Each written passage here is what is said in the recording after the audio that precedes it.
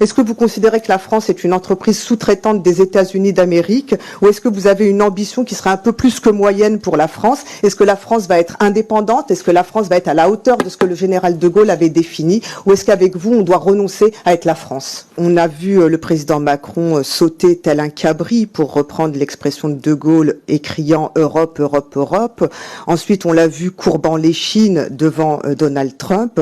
On voit la diplomatie française qui ne pèse plus, qui obéit, qui suit, qui échoue aussi. Vous avez beaucoup voyagé, mais les résultats ne sont pas là. Il faut dire que le président Macron qualifie la France de puissance moyenne. Eh ben non, elle n'est pas moyenne. La France, elle devient moyenne parce qu'elle est dirigée par des dirigeants moyens. Moyens bons, moyens mauvais, moyens engagés, moyens stratèges, moyens sincères et souvent moyennement courageux. C'est ce qu'on a pu voir à Gaza, alors que les Nations Unies, la Cour internationale de justice et les plus grandes ONG dénoncent un génocide en cours. La France officielle, elle, s'est alignée sur la rhétorique israélienne. Vous n'avez pas rappelé l'ambassadeur, vous avez renoncé à reconnaître l'État de Palestine, vous vous murez dans une sorte de silence face à la famine qui a lieu là-bas. Vous êtes incapable d'agir après 18 mois et 400 000 disparus à Gaza. En Syrie, après plus d'une décennie de guerre, Bachar al-Assad a été remplacé par Ahmad al-Shara, un ex-Nosra, ex-djihadiste que vous recevez à l'Élysée.